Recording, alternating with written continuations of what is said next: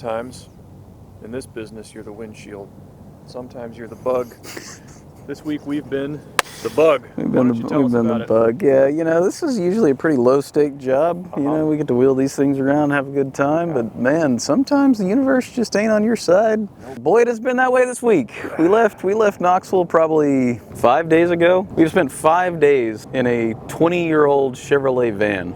We had trailer wiring issues. I had to thrash to get the water pump and stuff done on the van before we left. We ran into snow and ice. We originally headed up to Nevada to wheel up there and check out a cool ghost town. Then we got run out of there by weather and avalanche warning. So then we rerouted and came back down here just in time to have to worry about some crazy storm that's coming across California and this way. And then yesterday I endoed the Mav R, busted up the radiator. Yeah, stop there. Tell the people what that means. Okay, so we're gonna cut to the footage now of me endoing the Mav R. So, you know, yeah, it's the nose, roof, tail, wheels. Yeah, but, you know, the upshots, couple upshots there. Rig's fine. Of course, perfect. Yeah, rig's fine. Yeah, we busted up the radiator, and, you know, because the rig's so new, you can't get parts for it. Like, they just don't, they just don't exist. So our options were to scrap this whole trip or to get redneck with it. What did that entail? Well, I sent our cameraman Gage here to about 5 different parts stores and had them buy out all of their JB Weld.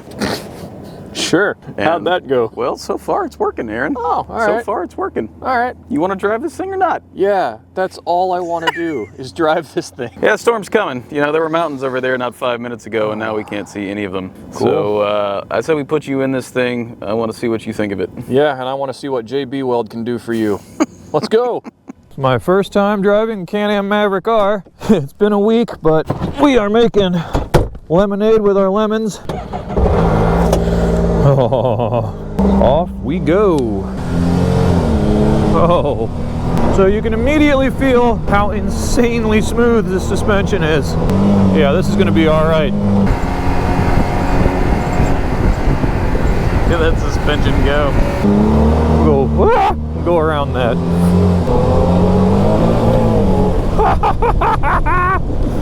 That was not fast, but this thing, I was like, I don't know, half throttle. Go find this sand wash and let her eat. Wow. Horsepower. Stop for a minute, wait on Dak. He's right there. How's your coolant? Temp's great. Temp is dialed. All right, we're okay. Just gonna keep going sort of this way. Initial thoughts are this thing is way faster than I am, and even with a maybe compromised radiator, it doesn't seem to care about anything. Yeah, buddy. This is not an X3. Big rock. Choo choo choo choo.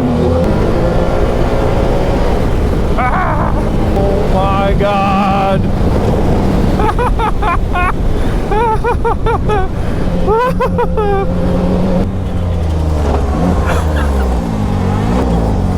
It's night and day, right? Yeah.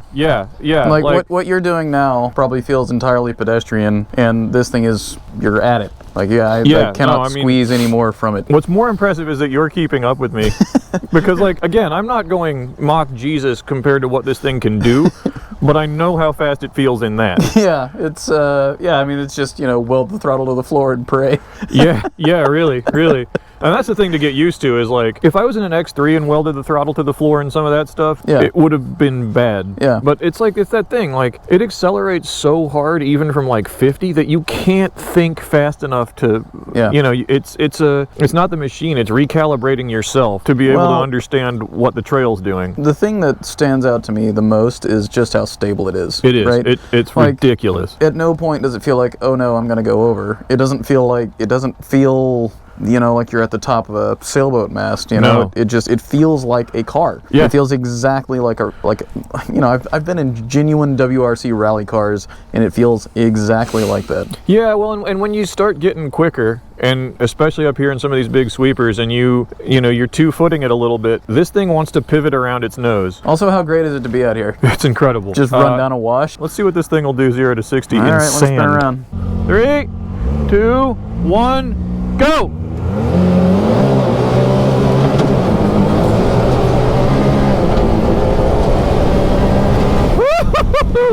All right, that's 0 to 63. Go.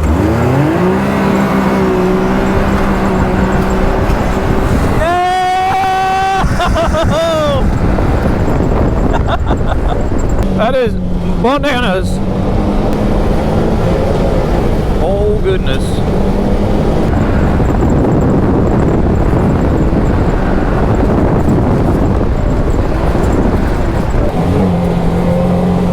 Should be a whooped out section up here, and that's what we're looking for.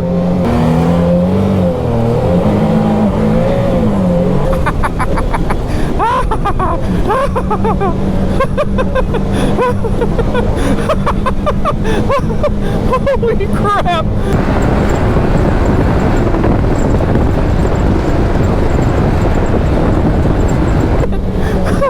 Oh my goodness, dude. Ow.